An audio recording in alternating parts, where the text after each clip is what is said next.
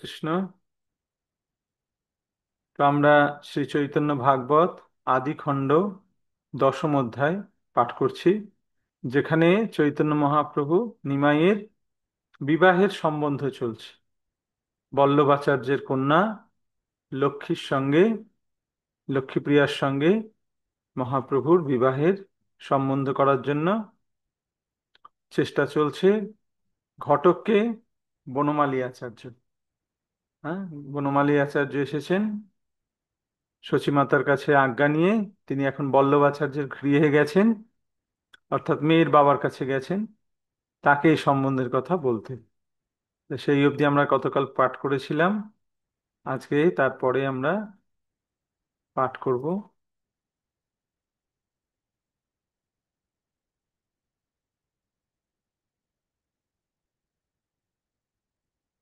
তো আহ, যখন বল্লভাচার্যের গৃহে গেলেন বনমালী আচার্য, তিনি গিয়ে বললেন যে যে তোমার মেয়ের সঙ্গে নিমাইয়ের বিয়ে হলে কেমন হয়। সেটা শুনে বল্লভাচার্য খুব খুশি হলেন, বললেন যে এরকম তো ভাগ্যের বশেই হয়, ভাগ্যবশে এরকম কন্যার পতি মেলে। কৃষ্ণ যদি সুপ্রসন্ন হয় নামারে, অথবা কমলা গৌরী সন্তুষ্টা কন্যারে, তবে সে সেহেন আসি মিলিবে জামাতা, অবিলম্বে তুমি ইহা করো সর্বদা। যদি কৃষ্ণ আমার প্রতি সুপ্রসন্ন হন, বা কমলা অর্থাৎ লক্ষ্মী দেবী, গৌরী অর্থাৎ পার্বতী যদি আমার কন্যার উপর সন্তুষ্ট হন, তাহলে এইরকম জামাতা মিলতে পারে। তুমি এর জন্য চেষ্টা করো। কিন্তু একটা কথা বলতে আমার খুব লজ্জা পাচ্ছে, যে আমি হচ্ছে নির্ধন, আমার টাকা কড়ি নেই।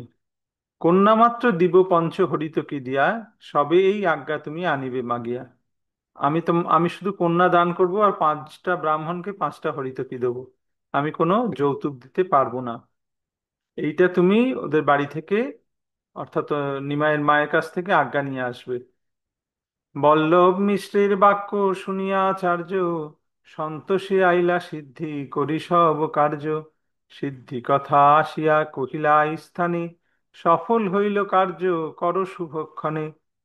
তো বল্লভাচার্যের বাক্য শুনে বনমালী তো খুব খুশি, কারণ বনমালী জানে যে এদিকে সচিমাতাও যৌতুক নেওয়ার জন্য নেই, তার কোনো চাহিদা নেই।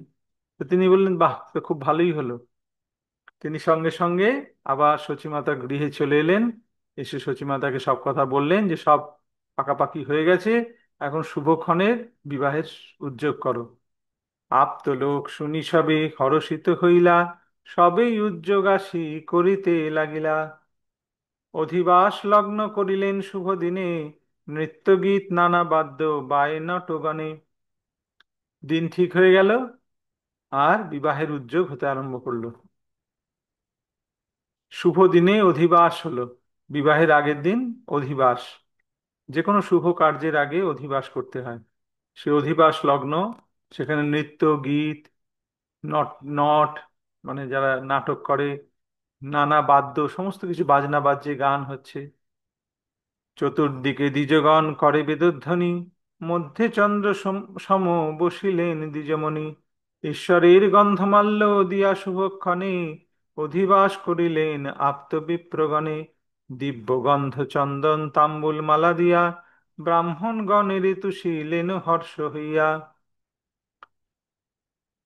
তো অধিবাসের দিন মহাপ্রভু তিনি এসে সেখানে এলেন।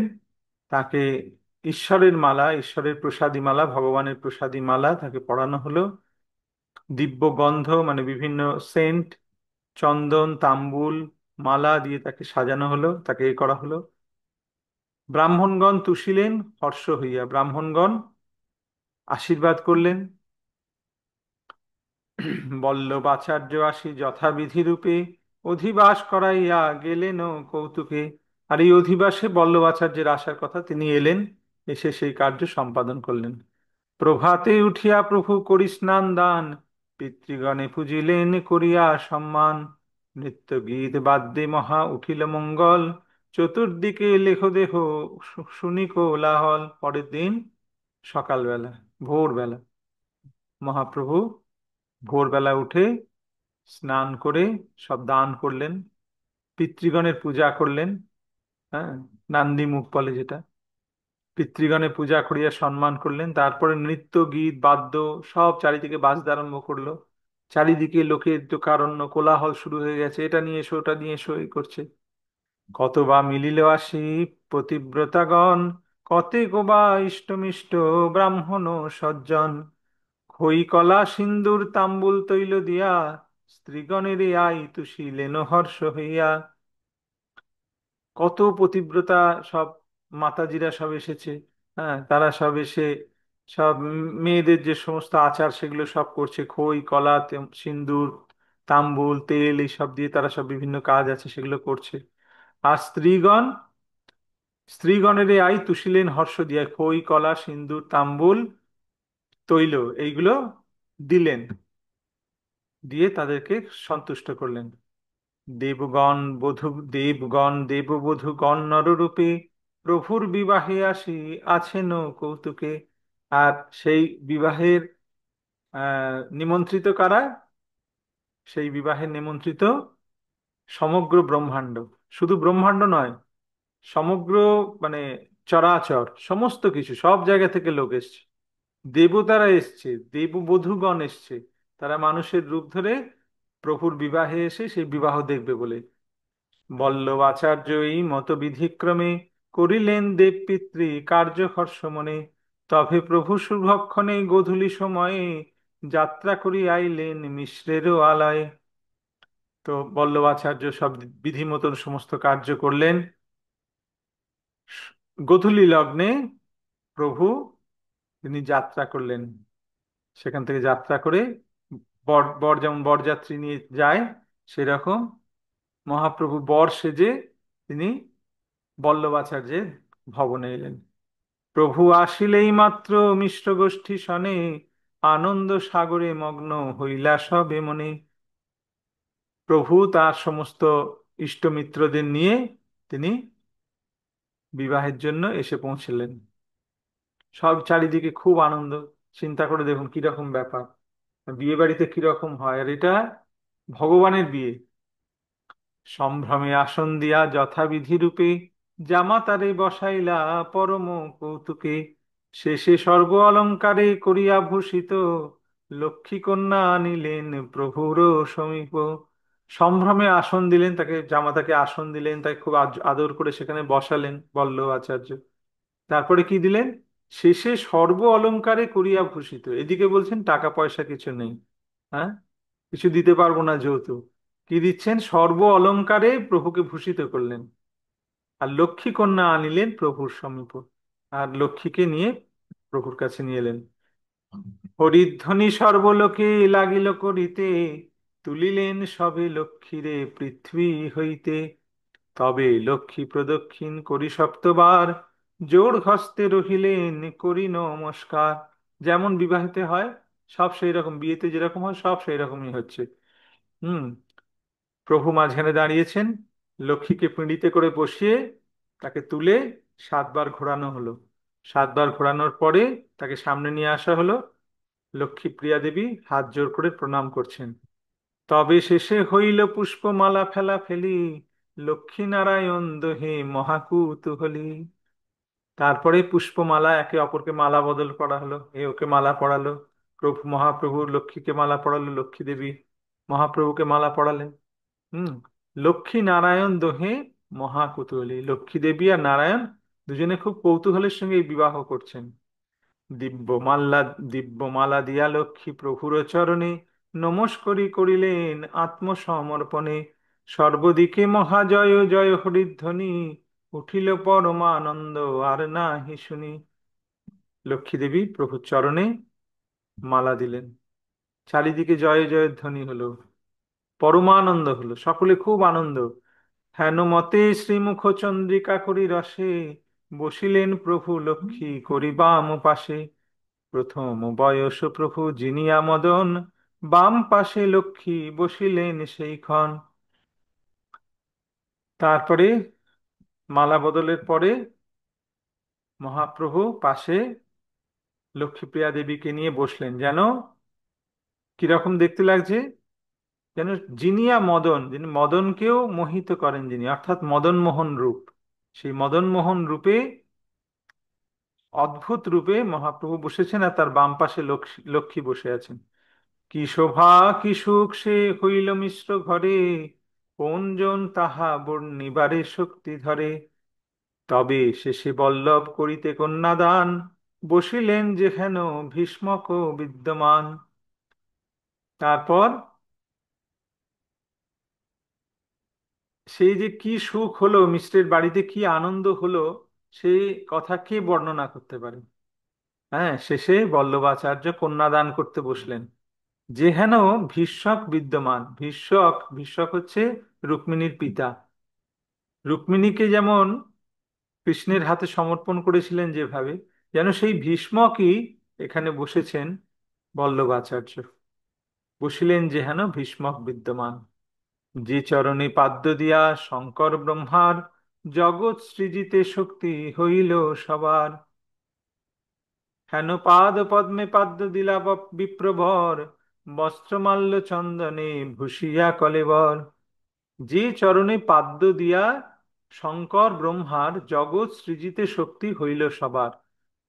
যার চরণে, পাদ্য মানে চরণে অর্ঘ্য দেওয়া, ফুল এইসব দেয়া অর্ঘ্য, যে চরণে অর্ঘ্য দিয়ে ব্রহ্মা শঙ্করের, ব্রহ্মার এবং শঙ্করের অর্থাৎ শিব এবং ব্রহ্মার জগৎ সৃজিতে শক্তি হইল, অর্থাৎ তারা জগৎ সৃষ্টি করলেন ভগবানের চরণে অর্ঘ্য অর্পণ করার ফলে তাদের সেই শক্তি।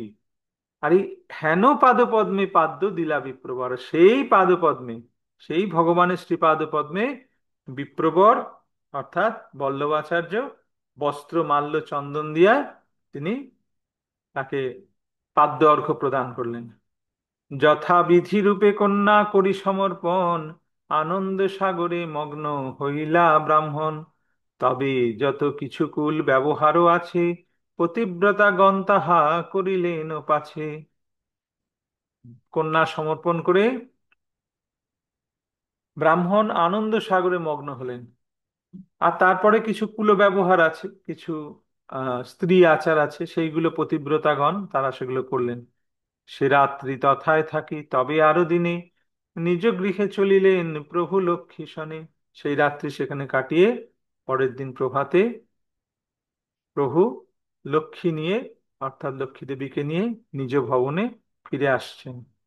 লক্ষ্মীর সহিত প্রভু চড়িয়া দোলায়, আইসেন দেখিতে সকল লোক ধায়। লক্ষ্মী, লক্ষ্মীপ্রিয়া আর মহাপ্রভু পালকিতে চড়ে যাচ্ছেন, সেই দেখতে সকল লোক দেখতে আসছে। গন্ধমাল্য অলঙ্কার মুকুট চন্দন, কজ্জলে উজ্জ্বল দুই লক্ষ্মী নারায়ণ। তারা গন্ধ অর্থাৎ তাদেরকে বিভিন্ন সুগন্ধি দেওয়া রয়েছে, মাল্য, অলংকার, মুকুট, চন্দন, কজ্জল মানে কাজল, এই সমস্ত দিয়ে তাদের খুব সুন্দর করে শৃঙ্গার করা হয়েছে। হ্যাঁ, উজ্জ্বল দুই লক্ষ্মী নারায়ণ দোলায় বসেছে। সর্বলোক দেখি মাত্র ধন্য ধন্য বলে, বিশেষে স্ত্রীগণ অতি পড়িলেন ভোলে। সকলে সেই দৃশ্য দেখে ধন্য ধন্য করছে, আর বিশেষ করে স্ত্রীগণ, তারা তো মোহিত হয়ে গেছে। তারা বলছে, নিজেদের মধ্যে কথা বলছে, কতকাল এবা ভাগ্যবতী হর গৌরী, নিষ্কপটে সেবিলেন কত ভক্তি করি। অল্প ভাগ্যে কন্যার কি হেন স্বামী মিলে, এই হর গৌরী হেন বুঝি কেহ বলে। কেউ বলছে যে এই এই ভাগ্যবতী কন্যা না জানি কতকাল ধরে হরগৌরী অর্থাৎ শিব পার্বতীর পূজা করেছে, নিষ্কপটে ভক্তি করেছে, তাই সেই পুণ্য ফলে তাদের, তার এই স্বামী, এইরকম স্বামী মিলেছে। হুম। কেউ বলছে যেন সাক্ষাৎ হরগৌরী, যেন শিব পার্বতী যেন বসে আছে। কেহ বলে ইন্দ্র শচী রতি বা মদন, কেহ নারী বলে এই লক্ষ্মী নারায়ণ। কোন নারীগণ বলে যেন সীতারাম, দোলাপরি শোভিয়াছে অতি অনুপম। কেউ বলছে যেন সাক্ষাৎ ইন্দ্রদেব শচীর সঙ্গে, ইন্দ্রের পত্নী শচী। কেউ বলছে রতি আর মদন। কেউ বলছে সাক্ষাৎ লক্ষ্মী নারায়ণ। কেউ বলছে যেন রাম সীতা, এমন সুন্দর রূপ লাগছে। এই মতো নানা রূপে বলে নারীগণে, শুভ দৃষ্টে সবে দেখে লক্ষ্মী নারায়ণে। সবাই এরকম যখন বলছে তখন লক্ষ্মী নারায়ণ তাদের দিকে শুভ দৃষ্টিতে তাকিয়ে তাকিয়ে দেখছেন। হেন মতে নৃত্য গীত বাদ্য কোলাহলে নিজ গৃহে প্রভু আইলেন সন্ধ্যাকালে। তবে শচী দেবী বিপ্র পত্নীগণ লইয়া পুত্রবধূ ঘরে আনিলেন হর্ষ হইয়া। সন্ধ্যাবেলা এসে পৌঁছালেন নৃত্য গীত বাদ্য কোলাহলের মাধ্যমে, পালকি দোলায় চড়ে সন্ধ্যাবেলা এলেন। তখন শচী দেবী সমস্ত বিপ্র পত্নীদের নিয়ে তার পুত্র বধূকে ঘরে বরণ করলেন। দ্বিজ আদি যত জাতি নট বাজনিয়া, সবার ঋতু শিলাধন বস্ত্র বাক্য দিয়া। যেখানে যত দ্বিজ, দ্বিজ মানে ব্রাহ্মণ ছিল, যত জাতি নট বাজনিয়া যারা এসেছিল, গান বাজনা যারা গাইছিল, তাদের সকলকে ধন বস্ত্র বস্ত্র এবং সুমধুর বাক্য দিয়ে তাদেরকে সচিমাতা সন্তুষ্ট করলেন। এইবারে শুনুন। যে শুনয় প্রভুর বিবাহ পুণ্য কথা, তার সংসার বন্ধ না হয় সর্বথা। যে প্রভুর এই বিবাহের কথা শ্রবণ করে, প্রভু বিবাহ করছেন, সেই ভগবানের বিবাহ যে শ্রবণ করে, তার কি হয়? তার সংসার বন্ধ না হয় সর্বথা, অর্থাৎ সে তার সংসার বন্ধন, সংসার কখনো তার বন্ধনের কারণ হয় না, সংসার সকলের বন্ধনের কারণ। কিন্তু যে প্রভুর এই বিবাহের কথা শ্রবণ করে, সংসার তাকে বন্ধন করতে পারে না। প্রভু পার্শ্বে লক্ষ্মীর হইল অবস্থান, শচীগৃহ হইল পরম জ্যোতির ধাম। নিরবধি দেখে শচী কি ঘরে বাহিরে, পরম অদ্ভুত জ্যোতি লক্ষিতে না পারে। প্রভুর পার্শ্বে লক্ষ্মীর এই অবস্থান শচীগৃহকে পরম জ্যোতির ধাম করে জ্যোতির্ময় করে দিয়েছে। নিরবধি দেখে শচী কি ঘরে বাইরে, শচী মাতা সবসময় দেখছে ঘরে বাইরে সব জায়গায় অদ্ভুত জ্যোতি লক্ষিতে না পারে। একটা অদ্ভুত একটা জ্যোতি সেখানে যেন বিরাজ করছে। কখনো পুত্রের পাশে দেখে অগ্নিশিখা, উলটিয়া চাহিতে না পায় আর দেখা। কখনো দেখে পুত্রের পাশে যেন অগ্নিশিখার মতন বিরাজ করছে, তারপরে আবার ফিরে দেখে না, নেই তো। কমল পুষ্পের গন্ধ ক্ষণে ক্ষণে পায়, পরম বিস্মিত আই চিন্তেন সদায়। লক্ষ্মী দেবীর হাতে কমল থাকে, কমল পুষ্প, কখনো সেই কমল পুষ্পের গন্ধ পায় মা, পরম বিস্মিত, বিস্মিত হয়ে আশ্চর্য হয়ে যায়, কি হচ্ছে সব, কোথা থেকে এই গন্ধ আসছে। আই চিনতে বুঝিলাম কারণ ইহার, এ কন্যায় অধিষ্ঠান আছে কমলার। আই বুঝতে পারছেন, আই বলছেন, মনে মনে ভাবছেন, আই মানে সচিমাতা মনে মনে ভাবছেন যে বুঝলাম এই কন্যায় নিশ্চয়ই আহ কমলা অর্থাৎ লক্ষ্মী দেবীর অধিষ্ঠান আছে। অতএব জ্যোতি দেখি পদ্মগন্ধ পাই, পূর্ব প্রায় দরিদ্রতা দুঃখ এ নাই। তিনি বলছেন সেই জন্য আমি এই জ্যোতি দেখতে পাই আর পদ্মের গন্ধ পাই, আর আগের মতো না সেরকম দরিদ্রতা নেই। এই লক্ষ্মী বধূ গৃহে প্রবেশিলে, কোথা হইতে না জানি আসিয়া সব মিলে। যেদিন থেকে লক্ষ্মী এসে আমার গৃহে প্রবেশ করেছে, সেদিন থেকে না জানি কোথা থেকে সব জিনিস এসে যায়, কোনো কিছুর অভাব থাকে না। এই রূপ নানা মতো কথাই কয়, ব্যক্ত হইয়াও প্রভু ব্যক্ত নাহি হয়। এইভাবে আই বিভিন্ন রকম কথা বলছে, কিন্তু ব্যক্ত হইয়াও প্রভু ব্যক্ত নাহি হয়, প্রভুকে চিনতে পারছে না। ঈশ্বরের ইচ্ছা বুঝিবার শক্তিকার, কিরূপে করেন কোন কালেরও বিহার।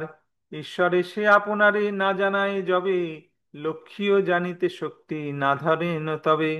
ঈশ্বরে সে আপনারে না জানায় যাবে, যখন ঈশ্বর নিজেকে না জানায় ততক্ষণ পর্যন্ত লক্ষ্মী দেবীরও শক্তি নেই তাকে চিনতে পারেন।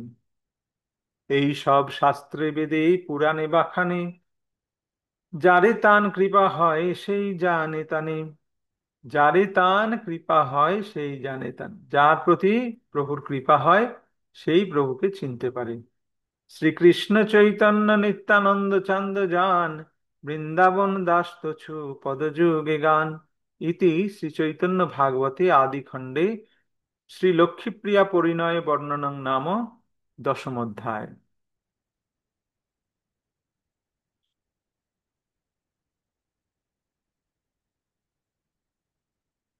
হরে কৃষ্ণ।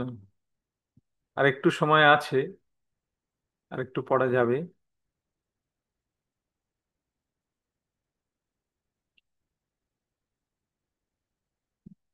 একাদশ অধ্যায়।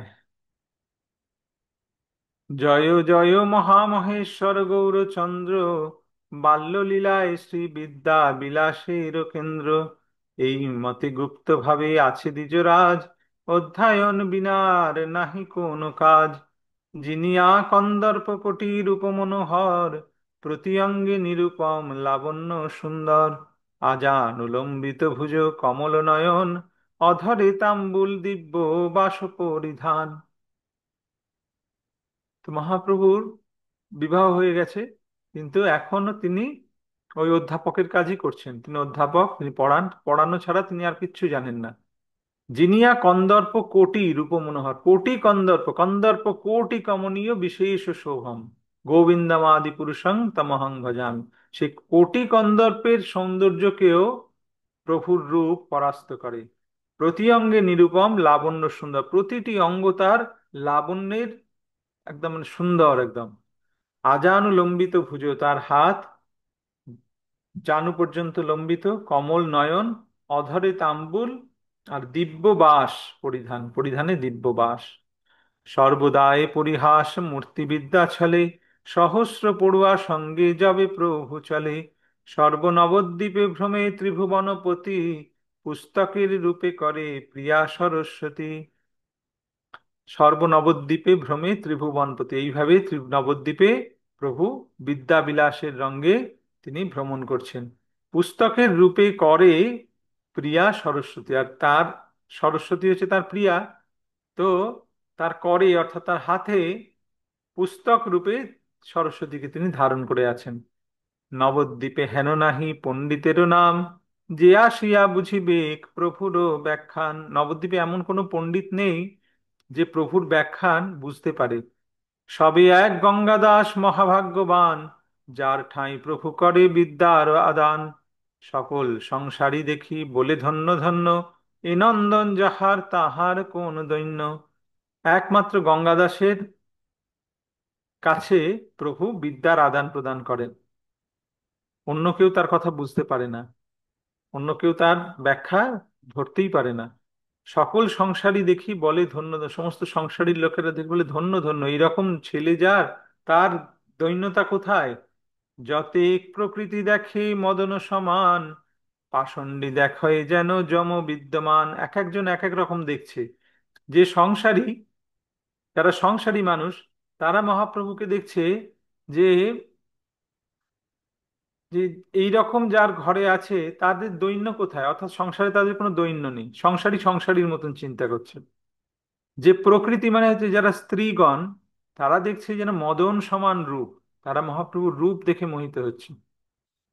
পাষণ্ডী দেখায় যেন যম বিদ্যমান, যারা পাষণ্ডী তারা দেখছে যেন সাক্ষাৎ যম। বৃহস্পতি সকল দেখে যেন বৃহস্পতি, পণ্ডিত সকল দেখে যেন বৃহস্পতি, এই মতো দেখে সবে যার যেন মতি। যারা পণ্ডিত তারা দেখছেন সাক্ষাৎ বৃহস্পতি। তো যার যেরকম মনের ভাব, সে সেই রকম ভাবে প্রভুকে দর্শন করছে, মহাপ্রভুকে দর্শন করছে। যে যথা মাং প্রপদ্যন্তে তাং তথৈব ভজাম্যহম। দেখি বিশ্বম্ভর রূপ সকল বৈষ্ণব, হরিষ বিষাদ হই মনে ভাবে সব। হেন দিব্য শরীরে না হয় কৃষ্ণ রস, কি করিবে বিদ্যায় হইলে কালবশ। বিশ্বম্ভরের এইরকম অদ্ভুত রূপ দর্শন করে যারা বৈষ্ণব, তারা খুব বিষাদগ্রস্ত হয়। তারা মনে মনে ভাবে যে হেন দিব্য শরীরে না হয় কৃষ্ণ রস, এমন দিব্য শরীর, এত সৌন্দর্য, কিন্তু এখানে কৃষ্ণ রস নেই এর মধ্যে। কি করিবে বিদ্যায় হইলে কালবশ, এত বিদ্যা কি হবে, কালের বশে যখন বৃদ্ধ হয়ে যাবে এসব বিদ্যা তো সব চলে যাবে।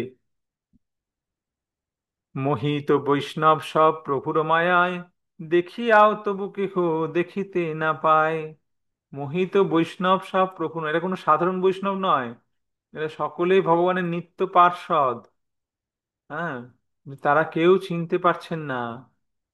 সেখানে গদাধর, অদ্বৈত, শ্রীবাস, জগদানন্দ, মুকুন্দ, সব সব ভগবানের নিত্য পরিকর, কিন্তু মোহিত বৈষ্ণব সব প্রভুর মায়ায়, দেখিয়াও তবু কেহ দেখিতে না পায়। সাক্ষাতেও প্রভু দেখি কেহ কেহ বলে, কি কার্যে গোয়া অকাল তুমি বিদ্যা ভোলে। আবার শুধু মনে মনে ভাবে না, কেউ কেউ আবার সাক্ষাতে বলেও দেয়, প্রভুকে দেখে সামনে বলে, কি কি জন্য সময় নষ্ট করছো তুমি বিদ্যাতে? হ্যাঁ, কৃষ্ণের ভজনা না করে এই বিদ্যা নিয়ে মেতে আছো, কেন সময় নষ্ট করছো? তখন মহাপ্রভু কি বলেন? শুনিয়া হাসেন প্রভু সেবকেরও ভাগ্যে, প্রভু বলে তোমরা শিখাও মোর ভাগ্যে। শুনিয়া হাসেন প্রভু সেবকের বাক্যে, যারা সেবক, ভগবানের সেবক, মহাপ্রভুর সেবক, তারাই তো এটা বলছে। তাদের কথা শুনে মহাপ্রভু হাসেন, হেসে বলেন, প্রভু বলে তোমরা শিখাও মোর ভাগ্যে, এটা আমার অত্যন্ত ভাগ্যের বিষয়, তোমরা আমাকে শেখাচ্ছ, এটা আমার ভাগ্য। হেনুমতে প্রভু গোয়েন বিদ্যারসে, সেবক চিনিতে না রে অন্য জন কিসে। এইভাবে প্রভু বিদ্যার রসে সময় অতিবাহিত করছেন। তার সেবকেরা তাকে চিনতে পারছেন না, অন্যজনের আর কি কথা।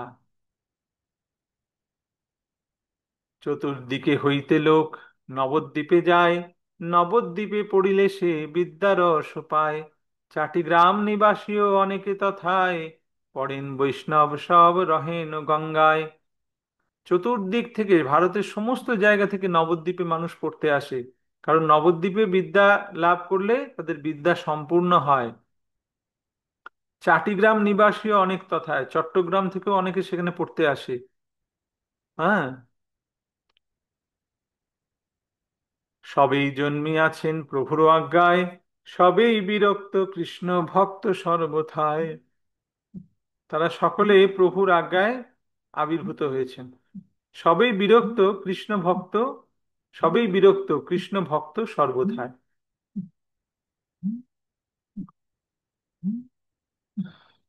অর্থাৎ প্রভুর আজ্ঞাতেই তারা বিভিন্ন জায়গাতে জন্মগ্রহণ করেছেন। আর তারা সকলেই সংসারের প্রতি বিরক্ত এবং কৃষ্ণ ভক্ত। হুম। অন্য অন্যে মিলি সবে পড়িয়া শুনিয়া, করেন গোবিন্দ চর্চা নিভৃতে বসিয়া। তারা একে অপরের সঙ্গে এই গোবিন্দের, অর্থাৎ ভগবানের কথা আলোচনা করে এবং গোবিন্দ চর্চা করে নিভৃতে বসিয়া। সর্ব বৈষ্ণবের প্রিয় মুকুন্দ একান্ত, মুকুন্দের গানে দ্রবে সকল মহান্ত। বিকাল হইলে আসি ভাগবত গণ, অদ্বৈত সভায় সবে হয় মিলন।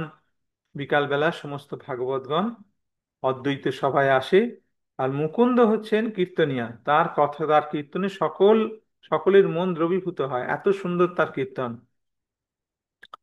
যেই মাত্র মুকুন্দ গায়েন কৃষ্ণ গীত, হেন হেন নাহি জানিকে বা পরে কোন ভিত। যেই মুকুন্দ কীর্তন ধরে, সঙ্গে সঙ্গে সবাই মূর্ছিত হয়ে শুধু পড়ে যায়। কেহ কান্দে কেহ হাসে কেহ নৃত্য করে, গড়াগড়ি যায় কেহ বস্ত্র না সম্বরে। কেউ কাঁদে কেউ হাসে কেউ নাচে কেউ গড়াগড়ি দেয়, তাদের বস্ত্র ঠিক থাকে না, এমন অবস্থা হয়ে যায় তাদের। হুংকার করয় কেহ মালসাট মারে, কেহ গিয়া মুকুন্দের দুই পায়ে ধরে। এই মতো উঠায় পরমানন্দ সুখ, না জানে বৈষ্ণব সব আর কোনো দুঃখ। কেউ হুংকার করে, কেউ মালসাট মারে, মানে কাপড়টাকে ভালো করে আঁটা সাঁটা করে বেঁধে লাফাতে আরম্ভ করে। আবার কেউ মুকুন্দের পায়ে গিয়ে ধরে, এগুলো হচ্ছে সব ভক্তির, প্রেমের বিকার, তাদের কৃষ্ণ প্রেমের বিকারে তারা এরকম অষ্টসাত্ত্বিক বিকার এগুলো। এই মতো উঠায় পরমানন্দ সুখ, এইভাবে অদ্বৈতের গৃহে পরমানন্দের হয়। না জানে বৈষ্ণব সব আর কোনো দুঃখ, তা সব বৈষ্ণবরা সমস্ত দুঃখ ভুলে যায়। প্রভু ও মুকুন্দ প্রতি বড় সুখী মনে, দেখিলেই মুকুন্দের ধরেন আপনি। মুকুন্দ দত্ত, মুকুন্দকে প্রভু পেলেই খুব ধরেন, প্রভু খুব সুখী ওর ওপরে। প্রভু জিজ্ঞাসেন ফাঁকি বাখানে মুকুন্দ, প্রভু বলে কিছু নহে আর লাগে দ্বন্দ্ব। মুকুন্দ পণ্ডিত বড় প্রভুর প্রভাবে, পক্ষ প্রতিপক্ষ করি প্রভু সনে লাগে। প্রভু তাকে ব্যাকরণের ফাঁকি ধরেন, আর মুকুন্দ যেটা বলে প্রভু বলে, "এ তো ঠিক হলো না, ভুল বলছো।" তখন দুজনের মধ্যে দ্বন্দ্ব লেগে যায়। মুকুন্দ প্রভুর প্রভাবে খুব পণ্ডিত, তারা পক্ষ প্রতিপক্ষ করে প্রভুর সঙ্গে তারা তর্ক করে। এই মতো প্রভু নিজ সেবক চিনিয়া, জিজ্ঞাসেন ফাঁকি সবে যায়েন হারিয়া। এইভাবে প্রভু তার নিজের সেবকদের চিনে ধরে ধরে তাদেরকে ব্যাকরণের ফাঁকি জিজ্ঞাসা করেন, আর তারা সব পরাস্ত হয়। শ্রীবাসাদি দেখিলেও ফাঁকি জিজ্ঞাসেন, মিথ্যা বাক্য ব্যয় ভয়ে সবে পলায়েন। শ্রীবাস হচ্ছে বাবার বৈশী, হ্যাঁ।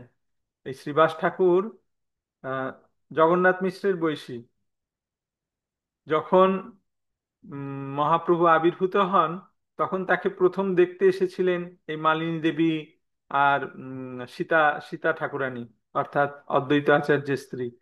তারা মাতৃসম পিতৃসম। সেই শ্রীবাসকে পেলেও প্রভু তাকে ধরেন, ধরে জিজ্ঞেস করেন, আচ্ছা ব্যাকরণের এই ফাঁকিটা বলুন তো। তো মিথ্যা বাক্য ব্যয় ভয়ে সবে পালায়, সবাই চায় না যে ফালতু বকতে হবে, এখন এর সঙ্গে পালিয়ে যায়, কাটিয়ে পালিয়ে যায়। সহজে বিরক্ত সবে শ্রীকৃষ্ণের রসে, কৃষ্ণ ব্যাখ্যা বিনু আর নাহি কিছু বাসে। সকলে কৃষ্ণের রসে একদম বিভোর, অন্য কিছু তারা চায় না, কৃষ্ণ কথা ছাড়া অন্য কিছু চায় না। দেখিলেই প্রভু মাত্র ফাঁকি সে জিজ্ঞাসে, প্রবোধিতে নারী কেহ শেষেও উপহাসে। আর প্রভু দেখলেই তাদের ব্যাকরণের ফাঁকি জিজ্ঞাসা করে, কৃষ্ণ কথা তো বলেন না। হুম। তাই কেউ তার উত্তরও দিতে পারে না, আর শেষে প্রভু তাদের উপহাস করেন। যদি কেহ দেখে প্রভু আইসেন দূরে, সবে পলায়েন ফাঁকি জিজ্ঞাসে আর ডরে। হ্যাঁ, যদি কেউ দেখে যে প্রভু আসছে, সঙ্গে সঙ্গে ভক্তরা অন্য রাস্তা দিয়ে পালানোর চেষ্টা করে, এই এক্ষুনি ধরবে রে নিমাই, এক্ষুনি পেলেই ধরবে আর ফাঁকি জিজ্ঞাসা করবে। তো এইভাবে প্রভু নিজেকে লুকিয়ে তিনি আহ নবদ্বীপে তার বিদ্যার বিলাসে মগ্ন, আর ভক্তরাও তাকে চিনতে পারছেন না। কারোর কোনো প্রশ্ন আছে?